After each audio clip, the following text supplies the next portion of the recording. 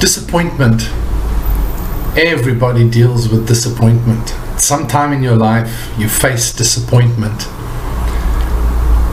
Disappointment comes from two words. Dis, which is the negative of appointment. And appointment comes from appoint. Appoint is really an established place or position. It's a determined assignment. And so as we travel through life, we often are faced with the fact that we get taken out of a place that we believe is determined for us, a position that was established for us, an assignment that is ours to handle. And anybody that has a vision, has a dream, lives with high expectation of life, faces disappointment. You know, if you try and not handle or not have disappointment, it just means that you're just not living, you're just not moving forward. If you stay status quo, mediocre, and never expect and expand and dream and reach for more, don't worry, you'll never have disappointment. Because you'll never be taken out of that designated assignment that you believe is yours. But when you are reaching, when you are pushing, when you are believing, when you are expecting, when you are hoping, hope is intense expectation.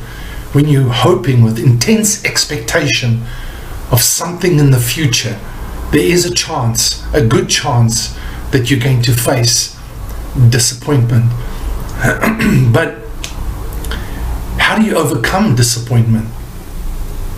In a few years ago, or quite a number of years ago, over a decade ago, I faced probably the biggest disappointment of my life. I was doing my dream assignment.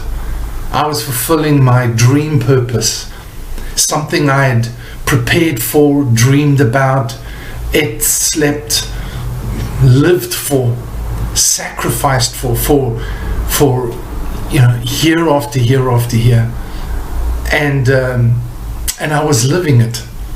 I was really living it, and I was enjoying every moment of it. And through circumstances, wrong association, just a whole confusing set of circumstances, I lost everything. I lost all my friends. I lost all my house. I lost my beloved 4x4. I lost everything. In a moment, I lost everything. I was disappointed, taken out of my appointment. That which I believed in, that which I really, really knew was me and that was established for me, I was taken out of that. My great expectation was smashed, and it took me a while to recover. And so looking back at that, I had to look and say, what did I learn from that? How do I overcome and how do I survive disappointment in the future? Because I'm not a person to sit back and wait for something. I'm going to keep pushing. I'm going to keep expecting. I'm going to keep believing. So I'm going to face disappointment again, and I have. But I learned from that massive disappointment, that crisis I went through, and I just have a few keys that, there was a lot of lessons out of that, but a few keys that I'd like to share with you. And these are keys that, as a dad, I share with my sons as well. These are things that you have to know, elements keys you have to have established, principles that you have to live. And the first one is that you must have a mission. Going into this year, what is your mission? What is your purpose for this year?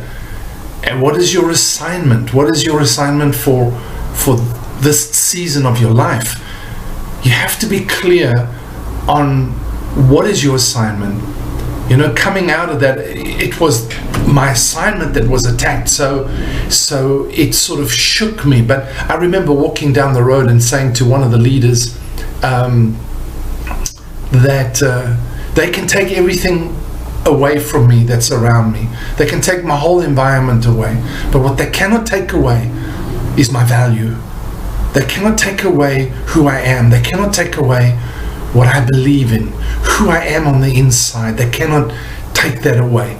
And that's why it's so vitally important that you know. It doesn't matter, you know, things can change, but you've got to know this is my assignment. This is my purpose. This is what I'm about. And we can look at that at another time. We can look at what is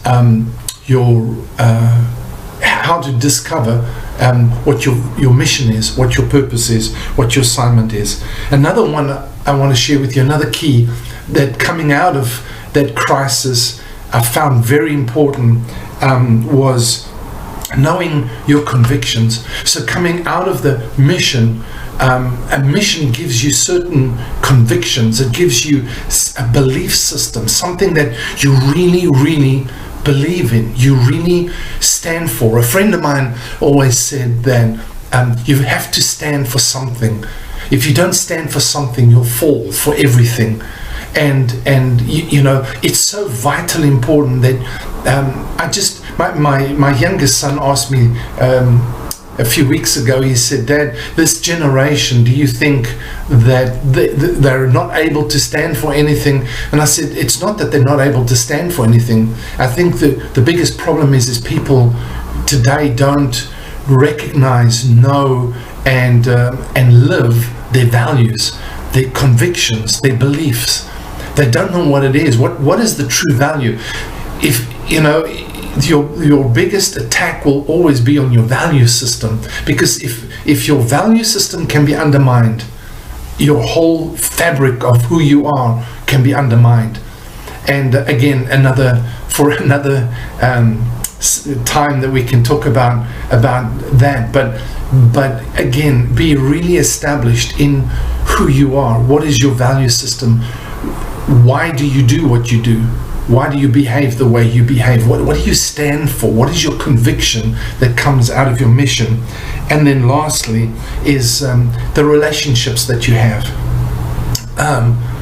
You know, coming out of a disappointment, probably one of the loneliest things you can have is nobody to talk to, or nobody to listen to the pain, to the struggle. Nobody to be with you in your disappointment, in your journey at that point in time. That was one of the things that I struggled with the most, was just having somebody to understand where I'm at and what I'm going through. And so it's vital, but thank goodness there were relationships that I did have, that I could go to. But if you know, and this can apply both ways, to have a relationship that you can go to somebody that will listen to you, that will understand you, that will empathize with you, and that will encourage you. You know, empathize is to feel with, not feel for. And so sometimes they might not agree with your point of view in the situation, but at least that they would feel with you for where you are and what you're journeying and what you're experiencing at that point in time. So you know, it's important to have those relationships that you can go to, where you feel safe, where you can share your heart in the midst of it, and they will listen to you, and they will encourage you, and they will feel with you. Those are three very important keys to help you get through difficult disappointments. So, but you know, let me say to you, don't quit, don't give up because you're disappointed. It doesn't matter how small it is or how big it is. Sometimes small disappointments can throw you really off your game, but don't allow them to throw you off. Don't quit, don't give up. Keep believing, keep hoping, keep striving for that big vision, that big purpose that's in your life. So just to recap is, have that mission. Establish it now. Don't wait for a disappointment, because disappointment is hard to find it, hard to see it. So establish it now. Write it out now. What is your mission? What is your assignment? What is your purpose for this year, for this decade? Whether it's in your family or whether it's in your job or whatever your leadership is have a mission. One of the first things you must do as a leader is have a mission, and then the second one is know your values. What are your core values? What are your core convictions that comes out of your mission? This is what I believe, and it's unshakable, non-negotiable. And then finally is, are you establishing good relationships? People that will just walk with you, journey with you, be there with you. Just good friends that are safe, not superficial friends, but good friends that are prepared to listen, empathize, and encourage you.